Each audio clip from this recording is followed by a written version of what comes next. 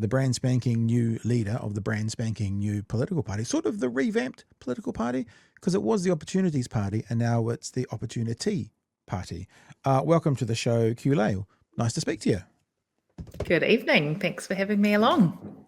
Lovely. As I said to you before we came on, the whānau know quite a bit about TOP. We had Raf on, I think, twice on this show, and I had him once on an interview podcast I was doing as well for the last election. So at the very least, these guys have been exposed to the TOP product quite a lot. Nice. Probably Appreciate more. the support for a small party.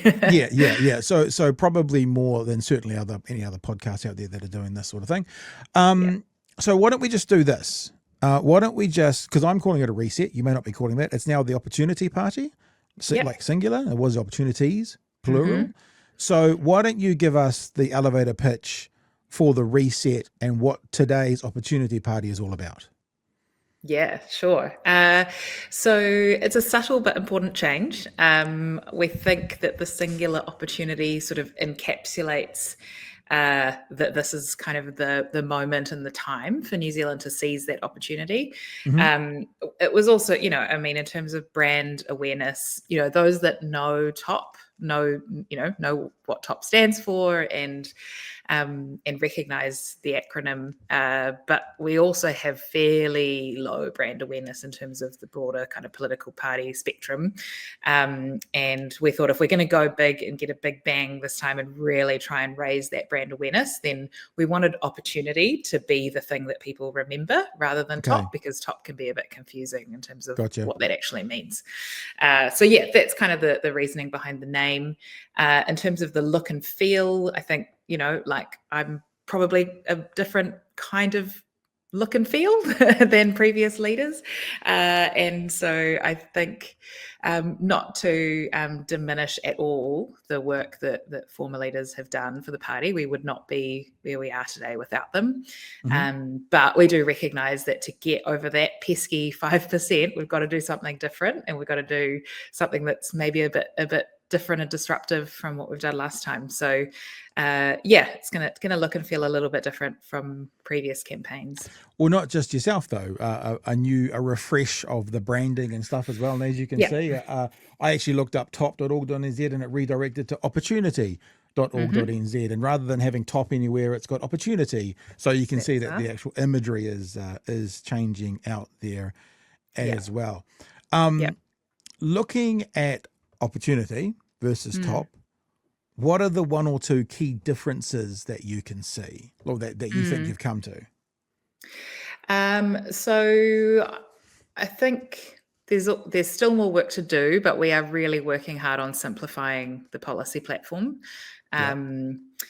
We've got so many smart people in the party, and it was founded by lots of really smart economists that had done an enormous amount of research into the policy platform, but we recognise that that's in reality not the way most Kiwis vote. They do a tiny bit of research, if that, before the election. So we need much simpler messaging. So that's kind of the number one thing. Mm-hmm. And then I think secondly, this is really about getting out and speaking to Kiwis and listening just as much as we talk about what it is that's the priority for them at the moment. Ideally, aligning with them on how we think our policies will help that, but it's not just about us kind of standing on a platform and kind of shouting evidence and data at people, because it's not really how we bring people on the journey. Before we go on, here's some branding advice for you from our chat. Cyber Goblin says, is the party's online merch store called the Op Shop? I think it's very good. Yeah, love it. So, I used to work in, I've got a background in sustainable circular fashion. So I'm all for op shops. Yeah. I think it would be quite cool to do an op swap where we do a clothing swap. So lots of opportunities there, excuse the pun, to play on that. Gareth Morgan, he is obviously famously the money behind this thing when it started. I know he's not involved now, and he wasn't involved last time, but he's still kind of he's part of the history. Have you guys had any run-ins? Not run-ins in a bad way. Have you had any interactions with him? Has he given the sign of a seal of approval or anything? I haven't had anything personally to do with him, and not that I'm aware of anyone else in the party. Yeah, I think he's aware and keeping an eye on things. Why wouldn't you be? I think he was on the platform this morning discussing the party with Sean Plunkett. So yeah, he's obviously keeping one eye on it. I think if he was listening now, I'd want him to know that we are grateful for the work he did to set it up. Things might look slightly differently from when he did, but things do change and evolve over 9 years, and we hope that we're still giving effect to the intention to be brave in the face of massive challenges facing our society. Just one more question kind of around the branding and the history with the idea of turning it to opportunity, singular. Does that therefore means there's one opportunity? And if there is one opportunity, what is it? Is this the one opportunity for the public to see something? Is this one opportunity for the party to do something? Because it does make me think singular. What is the singular thing at the moment that changes it from opportunities to opportunity? I think it's probably the reset of the economy, which includes probably our two big pillars of what does the next economy look like, and how do we reset our tax system to build better foundations. We've had big moments like this in the past, in the 80s with Rogernomics reforms, and moments before that as well. And we feel like this is the moment for a big leap forward and some bravery to make some big changes, which we know might not happen overnight. We don't want to come in and drag people kicking and screaming to a new world that they don't want to be in. We have to do it in a way that's embedded and enduring, bring people on the journey. But we do have to have a bold vision for something new. And I think that is the one opportunity that we're trying to communicate. Am I right in hearing you that on Bomber's show last night, you said something like radical centralism? Is that a term you use? And if that is right, what does that mean? Because it kind of feels like you're saying we're vibrantly beige. What's radical centralism? What is that? Yeah, I think in this world where it feels like we're getting whiplash from left to right and things being undone every few years, finding common ground does feel radical, but we believe that there are a good number of Kiwis that want to find common ground. Maybe it's not everyone, and we only need 5%, but that's the role that we think we can play in this political arena is actually try and build consensus and bring people towards the middle to drive forward, rather than wasting a bunch of money and time undoing each other's work every 3 years. I'm going to jump way down into the future. When I hear this party as you're describing it, what does that mean if you had multiple MPs?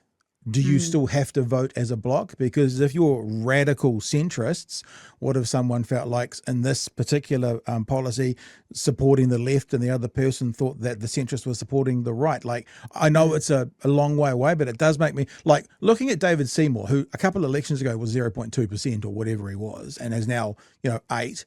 It's not unheard of for a small party to get in and then grow. What do you think about when it comes to sort of voting in a group or in a block versus individual voting if you were to have more than one MP? Yeah, that's a great question. And honestly, I don't think I've not discussed that in detail with the party. But I think rethinking the way our democracy works is fully on the table for us. And that means that maybe it doesn't look like voting as a block every time. Maybe it means citizens' assemblies have more sway, and the recommendations of the people through those forums influences the direction more than the MPs voting on particular pieces of legislation in government. I think it's up for grabs, this whole, Westminster approach of two sides on the side of the house yelling at each other within swords reaching distance is clearly quite archaic. And I think it would be great if we could all question that a bit more and think about better ways to do politics.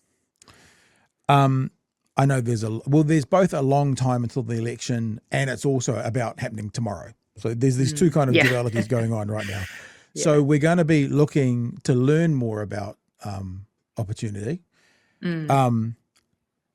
I guess let me lay my cards on the table for this conversation last time we had it. And my audience knows this. The problem I had with TOP last time, and the reason I couldn't vote for them, was because they're centrists, and Raf would say, sometimes we'd support the right, sometimes we'd support the left. The reason that I couldn't support them was I couldn't vote for someone that would then help the political perspective I didn't want to support get in. So in other words, I and just so you know, I don't know if you know this, but we are overtly and openly sitting on the left in politics. The show, and that's where we come from. We don't hide it. We don't hide our bias. That's who we are. I don't want to support a party that's going to help ACT, National, New Zealand First, whatever, get policies across the line. So therefore, I can't vote for a centrist party. How do you approach that? Yeah. I think whereas Raf was sort of saying we'd support one way or the other, I think about it more as we would hold each side accountable in different ways. For a right-wing government, that might mean, making sure that there's environmental guardrails on things like fast track, or if it's a left-wing Labour government, maybe it's pushing them a bit harder on. Well, I suppose I don't know if that's left or right wing, but pushing them harder on the capital gains tax and giving it the proper effect that it's meant to have. So I think it's more about holding them accountable rather than kind of saying we'll support one or the other. And it's also about being the bridge to the other side, because the reality is no matter who is in power next, the other team is going to come back into power at some point. And if we're going to stop this pendulum politics, we need to find ways to bring the other side a little bit on the journey. That we know we're not idealists and thinking we're all going to agree on everything. But if we can be that bridge to the other side, that means that there might be a little bit less undoing next time. Then I hope that's the role that we could play for either a national or Labour-led government. So that led into the second reason that I struggled. Here's the truth, right? A lot of people watching right now, a lot of people involved that liked quite a lot of the TOP policies. We're not shooting them down. Yeah. But the other thing that Raf would say, and I'm sorry to bring his name up, but that's our introduction to TOP, to the income. So then you can speak to this, is he was talking about, maybe we could sit across the benches and, that kind of thing. And I'm like, so that means you, as an individual or a small party, then get to decide every single legislative change. Like if you're the balance of power and you're sitting and you're not signing up to a government, then you have 100% of control of everything that goes through. And I'm not that comfortable with a party of one or two or three people, being able to decide every single legislative change that New Zealand has. So how would you speak to that? Yeah, this time round, what I've been saying in our current thinking is that we're not rolling anything out. So we're not taking the line of we're definitely going to be on the crossbenches. I think it is important to say that we would be, we're willing to go into coalition negotiations, and that will look different depending on who that conversation is with. To my kind of point earlier, we'll hold them accountable in different ways. So that will depend, the policies that we might make a bottom line will be different for each side. I think members of the public want to know where we stand on this kind of thing, and certainly closer to the election, our intention is to be pretty transparent about that. And I guess that's something that you'll either support or not, with regard to your example of the previous. Well, because the reality is if you did get to 5%, how many MPs is that? 6 or 7 or 8 MPs? So that in theory, that could be a balance of power. Yeah. I mean, for 5 MPs or whatever the number is. Yeah. I'm interested as well, there may not be policy yet or legislative decisions made about this for your party, obviously. But like, for example, if you can give us some understanding of where you would have sat or would sit on things like the Treaty Principles Bill and the Regulatory Standards Bill, because those are a couple of things that are incredibly important to this audience. Yeah, yeah. So Treaty Principles Bill, both of those we opposed. We made submissions on them. The Treaty Principles Bill, the fact that it was predetermined legislation that was not well informed and nobody asked for, we don't think is even good making process. And it undermines. We believe that undermines the bicultural nature of this, the foundations of this country. The Regulatory Standards Bill we opposed and said, at best, it's a piece of legislation that is kind of meaningless, and at worst, it's prioritising one particular ideology, i.e. private property rights, over all else, which we don't think is good lawmaking. If the intention really is to improve our, regulatory making process, great. We think that laws should be made fairly and efficiently, but it doesn't seem like that was really ultimately the aim of that piece of legislation. So, we were against both of those. So explain to me what you think the aim of that legislation was, if that's what it wasn't. I think it was to prioritise private property rights, and I think there were other. I guess there were justifications around that, talking about the fact that that is what makes for efficient lawmaking, when that's not justified. I think it minimised the importance of the public good in us considering all legislation in the future. So that also then bodes the question, what policies of this current government would you have signed on to? What would you be supporting? Because if you're centrist, you're going to obviously, that what means that basically means you're supporting the Greens, Labour and Te Pāti Māori and opposing that. So what would you, in this current group, what would you be like, yep, I'm on board with this, that this current government's doing? I think there are components of the RMA reform and fast track that we agree with, that things need to be dealt with more efficiently. But our pushback on that would have been absolutely the environmental guardrails. It can't be at the expense of the environment. And it can't be done in a way that gives a few people unnecessarily large amounts of decision-making power. So, I guess we would support in some ways, but have challenged and pushed them to take a little bit more care with that.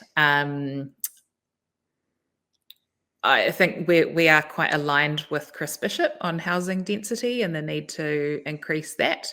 But I suppose, again, our pushback or challenge would have been, how can we do this in a way that is a bit more like, maybe a citizens' assembly on housing density would be quite a good thing, and get people, it's a genuine dilemma and a challenge for communities where you've got people that have been living there and used to having, quiet streets and quiet neighborhoods. But then you've also got young families that want more amenities and better public transport and more cafes and restaurants to go out to. And those things tend to come with higher density, more affordable housing. So if we can get, a 30-year-old mum who's thinking about her kids and a 65-year-old retiree in a room talking about what the best solution is, what's the right level of housing density to have the vibrancy and community, that could lead us to a better solution. The picture you're painting of the mum with the pram and the cafes and the central, it does sound very middle-class white New Zealand. I know what I like to hear from my political parties I'm thinking about, and I think my audience does. What about the vulnerable in society? What about the people who aren't going to be able, oh, look, I've got 3 cafes in my neighbourhood. Isn't life perfect now? But they're struggling to make ends meet, or they're on a benefit, or they're like, under this government, they're disabled and they're getting less money than they once were. They're the people that I want to hear about. And I haven't heard that yet. Do you want to have an opportunity to speak to that? Yeah, totally. I mean, with regards to citizens' assemblies, I mean, the idea is that we represent fairly the demographics of society to that issue. So all of those voices need to be in the room. Otherwise, we're not designing a solution that will be enduring. I think with regard to those people who are really out there working hard and are struggling with the cost of living, the cost of groceries, of rent is increasing far faster than the increase in wages. That's really where our tax reset, those people will benefit the most from this tax reset package, which is the combination of the citizens' income, the land value tax, and the flat tax rate. If you are a low income earner and you don't own any property, their citizens' income will be an extra boost into your back pocket to help you afford. It's akin to a UBI, but not quite a UBI. It's in that in that Venn diagram. Yeah, that's exactly right. Yeah, so the kind of key difference is there is some tapering off in our citizens' income policy where the really high end don't receive it. Yeah.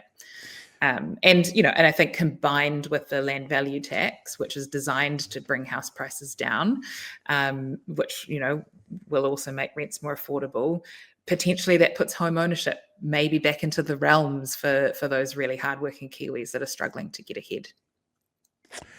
How much of the title libertarian resonates with you? I think it's really hard to put labels on us, but or you personally.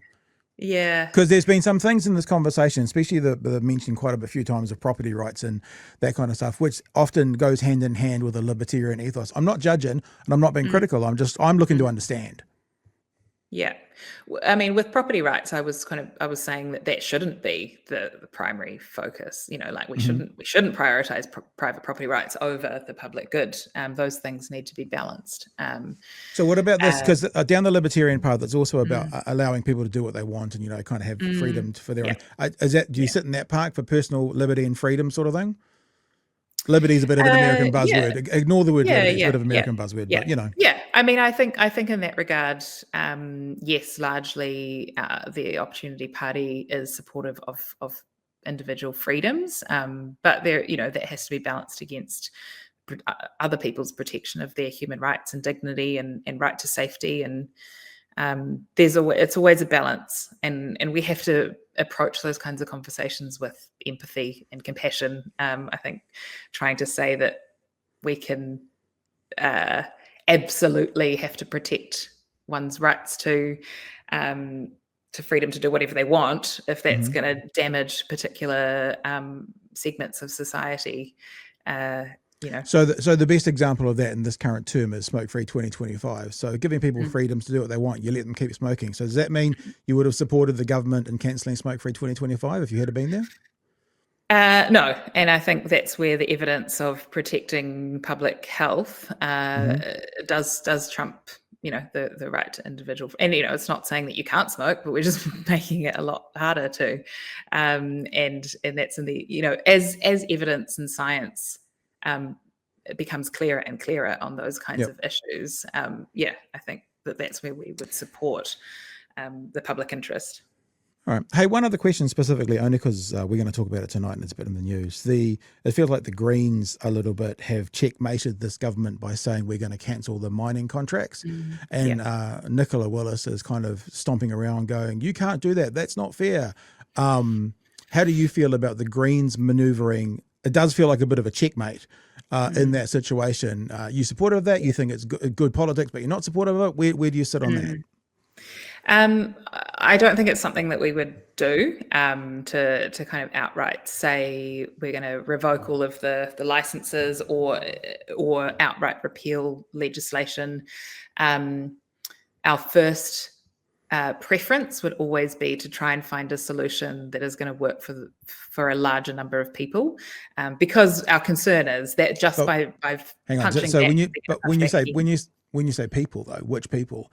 Because if it's the people who run the oil companies, that's different from the people of the country, which is different again from the people in that region. So when you say the one and like you're not this, right? That's fine, but I used to talk to Rodney Hyde a lot. I used to interview him quite a lot, actually, when I worked in radio. And he'd always go, I always vote for what brings freedom.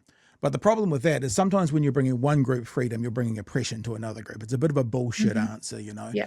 And so when you say the most people, what people are you talking about? Which most are you working for? Yeah. Well, I think the parties in Parliament that represent the largest majority of Kiwis that have voted for them. Sure. I think, we've always also got, we've got our values as a party to fall back on. Like, of course, we are very much about protecting our environment and nature. And so we would be very clear on what our position on some of those things is. But at the same time, recognizing that if we are to try and come down heavy-handed and kind of tear up legislation, our concern is that just perpetuates the cycle that we're all kind of stuck in at the moment. Looking at Parliament right now, people who are in Parliament, MPs, ministers, all of those people, who do you look at that most reminds you of yourself? So who can we get an understanding of you as by looking at someone who's in Parliament now? Like, who was I'm not saying your role model, but you kind of go, yep, that's my vibe. Do I have to pick someone who's currently in Parliament? No. Recent? Sure. Yeah, I would say James Shaw. I definitely looked up to as a leader and a politician who tried to drive cross-party consensus and tried to be pragmatic and was empathetic in his approach. Yeah, I would hope that I could be a politician like that. Okay. All right. Last thought / question I'll give you a chance to answer. Being sort of that, what did I say? Vibrantly beige. I apologize about that. I wasn't taking offense. The radical. So I'm going to make beige fashionable. The radical centralist, you do, not you personally, but when you put yourself in that situation, you do run the risk of being the jack of all trade but masters of none.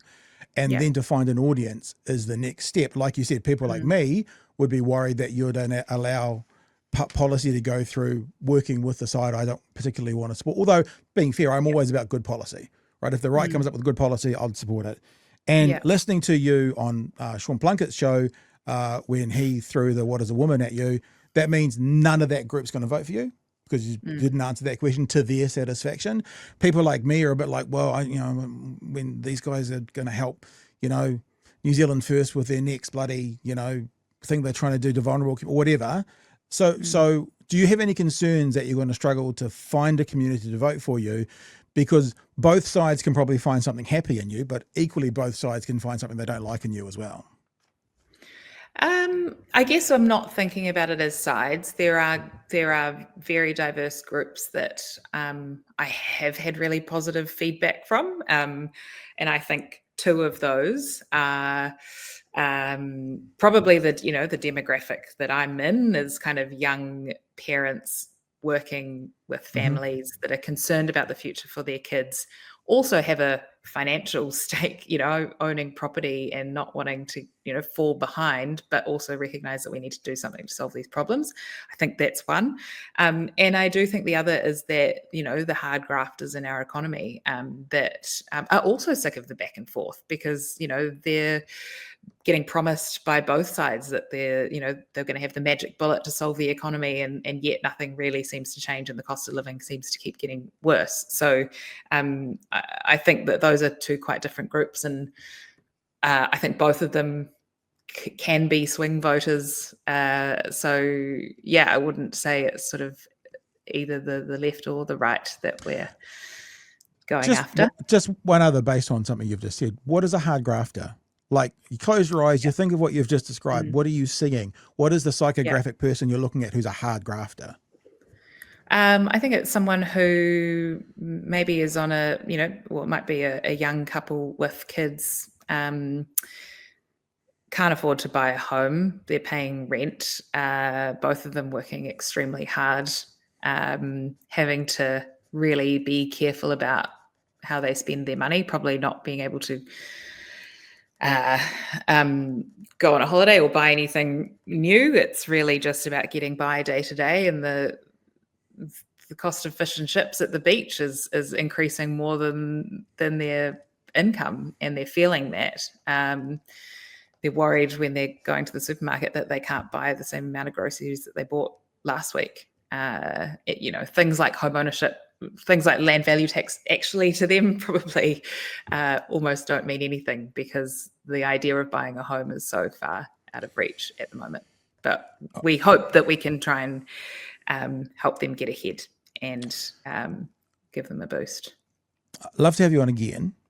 And when we have you going on again, this is what I want to talk to you about. I'll give you a heads up. Okay. Okay. Because when I think about hard grafters, I think about the 1 in 4 kids that are currently living in New Zealand households with insecure food, not enough money to put food on the table constantly. Yep. I think about families that don't even, not that they can't afford their fish and chips, but don't even dream about fish and chips because they couldn't afford them yesterday or last week or last month or last year. That's how much they're struggling by. Yep. I think of a hard grafter as someone who's doing it tough, who is doing it hard, as opposed to someone who's, working 50, 60 hours a week. There's no shade against those people. But like I said at the start, I guess from my personal ideology, and you don't have to give a shit about my personal ideology, it doesn't matter, is the vulnerable we're talking about. The people that I think about are the people who would love to have the problems of, do we have to buy brand new or do we have to buy secondhand? They stop at, we can't afford to buy. So when we get you back on next time, we'd love to see some policies and stuff around that and some conversations around that. Yeah. I'm sure they're coming, and it's very early. Yeah. So Qiulae, it's been fantastic and delightful to have you on. People want to find out more about it, just opportunity.org.nz. Is that the best place? Yeah, that's the one. Follow us on socials and reach out if you ever want to chat. Have you got a team of 7 social media experts around you, like all the big boys have? Absolutely not. It's just me. So apologies if it takes a while to get back to you, but I'm genuinely here and willing and open to talk to anyone. So please do reach out. I really thank you for coming on. I didn't want to push hard or anything, but it's like I did this last time around with Raf, and with Raf, it went from this conversation to a slight change to this conversation to a slight change to this conversation. Let's just start as we mean to continue, so we can all get to know you as well as we can before election time. Awesome. Thank you. Cool. Really appreciate it. Thanks, Qiulae. Appreciate your time.